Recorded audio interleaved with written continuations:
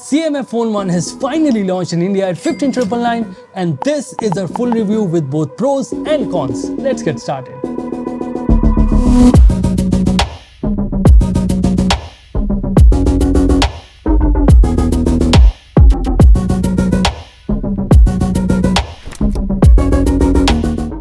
First things first, the design of this phone is truly outstanding. It takes customization to the hardware level. Yes, you can change the back panel of this phone as easily as you change your phone cases, and not just that, you can even attach different accessories like a phone stand, a wallet or a lanyard cable. Now, changing these back panels or attaching these accessories require a very special skill that I'm sure you guys are good at, and that skill is screwing.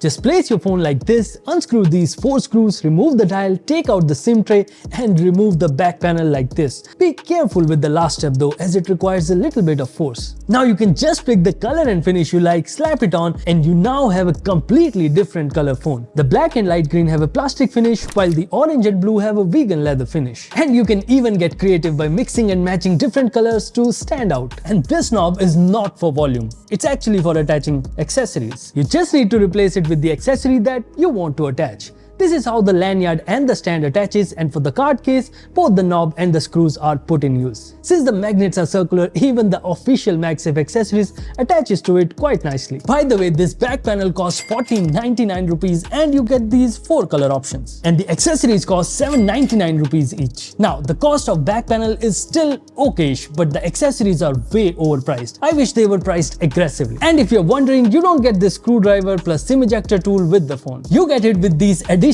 back panels, but my advice is to use proper regular screwdriver because this isn't very comfortable to use and can also scratch the back panel. By the way, the box design has also improved this time to ensure your phone doesn't fall off during the open box delivery. I hope they change it for Nothing phones as well. See, I love this modularity in design and I think it's very exciting too. When Nothing launched their first phone, transparency was their thing. And now with CMF Phone 1, I think hardware customizability will be their thing, and I really can't wait to see what they'll do next. Maybe you'll be able to design your phone from scratch or take repairability to the next level. I don't really know, but let's not get too far ahead of ourselves and get back to the rest of the phone. Now, for the rest of the phone, you will see that the camera module is placed modestly on the corner. The frame is plastic, power button is on the right side, volume rockers on the left, and there's a Type-C port at the bottom. The phone is IP52 rated, but you don't get the headphone jack, which could be problematic for some. And if I talk about the in-hand feel, well, it's different for different back cover.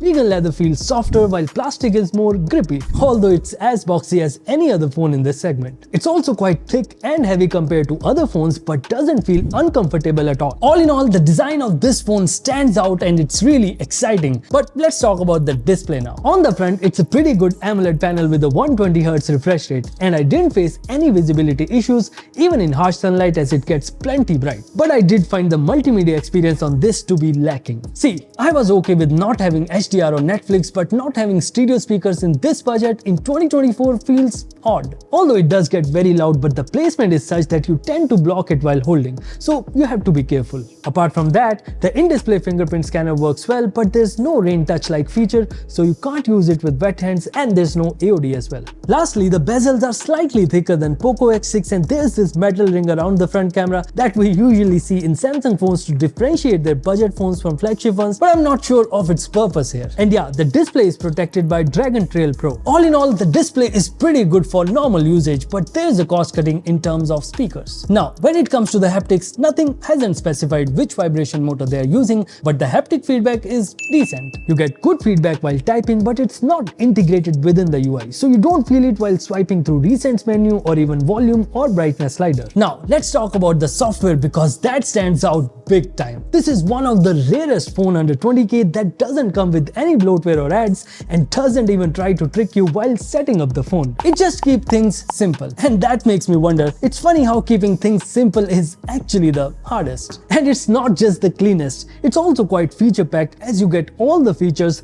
that you get on other Nothing phones without any cutbacks, which is really nice. By the way, the phone is running on NothingOS 2.6 based on Android 14 with 2 years of software updates and 3 years of security patches. Plus, Nothing is quite proactive in terms of updates. In fact, I have already received a couple of updates since I started using this device. In NothingOS 2.6, you get a new gaming mode, which is good, as I did say in a last video that every OS should offer some gaming features. Apart from that, a new pop-up view for multitasking, kind of like HyperOS, smart cleanup in storage settings, and more. Plus, the app opening and closing animations are also there, in case you were wondering, because that's the first thing brands remove in budget phones. For the software, let me put it this way. If you're looking for a phone under 20,000 with the best software experience, I think this is the phone to get. You don't really need to watch the rest of the video. You can simply like it and close it. But if you're waiting to hear about the performance, let me take you through it. The CMF Phone 1 is powered by Dimensity 7300 with 6GB of LPDDR4X RAM and 128GB of UFS 3.1 storage for the base variant. Before I get to the benchmarks, let me tell you that Dimensity 7300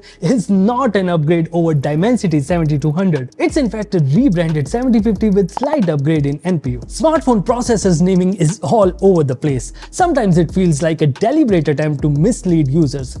I think it's time for EU to step in. What do you guys think? Weird naming aside, these are the benchmark scores. In Antutu, CMF 1 scores slightly better than Poco X6 and Narzo 70 Pro, but doesn't beat iQOO Z9. In Geekbench 2, it's the same story. But in Antutu storage test, CMF 1 comes on top with better storage speeds. In terms of gaming, the phone is stuck at 60 FPS in both BGMI and COD Mobile, which isn't the best compared to what you get on iQOO Z9, but the gameplay was pretty smooth. In Genshin though, with 20 minutes of free roaming and some battle, the average FPS was around 38 FPS. COD Warzone was completely unplayable even at the lowest settings, as the FPS was never stable. Even though the gaming performance is not very good, you do get some additional gaming features such as performance mode, brightness lock, screen recording, and call and notification adjustment. See, this phone is not meant for hardcore gaming, but that doesn't mean that the games are completely unplayable. You can do some casual gaming on it. Apart from gaming, in day-to-day usage, the phone performs really well. I didn't face any slowdowns or even app crashing scenarios. There's a slight lag while opening the camera app, but other than that, it's all smooth. At 16K, this is easily one of the best performing phone with good software experience, but it's not for gaming. Okay, the phone easily checks 3 boxes: the design, the software, and even the performance. Let's see if there are any surprises in cameras. First of all, these are the camera specs. You get a 50 megapixel Sony IMX 882 as the primary sensor, along with a depth sensor and a 16 megapixel front camera. Do note that there's no OIS, and you also don't get an ultra-wide camera. I'll be honest, even before I started taking camera samples and testing cameras, I kind of made my mind that the cameras on this phone are going to be bad. But surprisingly, that wasn't the case. In fact, the cameras on this phone surprised me in a good way. In both daytime and nighttime, the photos came out really nice. Some of it was camera and a lot of it was post-processing. Because when I compared these photos with Narzo 70 Pro, many photos actually look better on CMF, but when I zoomed in, I could easily see the lack of details. But for a normal user, it won't make much of a difference. But since a lot of it is done by software, there are inconsistencies. In the first photo, CMF captures natural colors, while in the next 2 shots, Realme's photos are more realistic, and CMF boosts a bit too much. I was particularly impressed by nighttime photos because they came out really well. The output of both Realme and CMF were not too far from each other. Of course, Realme's photos were better with more details and came out brighter, but CMF photos were not bad either. When it comes to human subjects, there are good details, be it in selfies or even portraits, but when compared to Narzo, the colors are a bit too boosted. I think the camera still needs a couple of updates to fix it. In terms of videos, you can record up to 4K 30 from the rear camera. The videos come out nice with good details, and the stability is also decent with EIS. See, the cameras on this phone are not the best, but they are not worse either. It's somewhere in between. By the way, I'll also leave a drive link with all the camera samples for CMF as well as Narzo, so check it out from the description, and since you're already there, please subscribe. And now, if I talk about the battery, CMF Phone 1 packs a 5000 mAh battery with 33-watt charging support, but sadly, you don't get a charger in the box. But you can get an official CMF charger at the time of buying this phone for an additional 800 rupees. And that takes the phone from 20% to 100% in just 1 hour, which is pretty fast. And when it comes to the battery life, I was easily getting around 5 to 6 hours of SOT with medium to heavy usage, which is decent enough. The overnight battery drain was 1% with everything turned off and 7% with Wi-Fi, Bluetooth and mobile data turned on. Plus, you can also set custom charging limits just like iOS 18. Lastly, on connectivity front, I didn't face any issues while taking calls or browsing internet. In fact, I tested it with both Airtel and Jio and it was all good. Wi-Fi reception was also pretty good, so no problems there as well. And if I talk about the specs, you get 9 5G bands, Wi-Fi 6, Bluetooth 5.3 and a hybrid SIM slot. There's no NFC and no headphone jack, which a lot of people care about in this segment.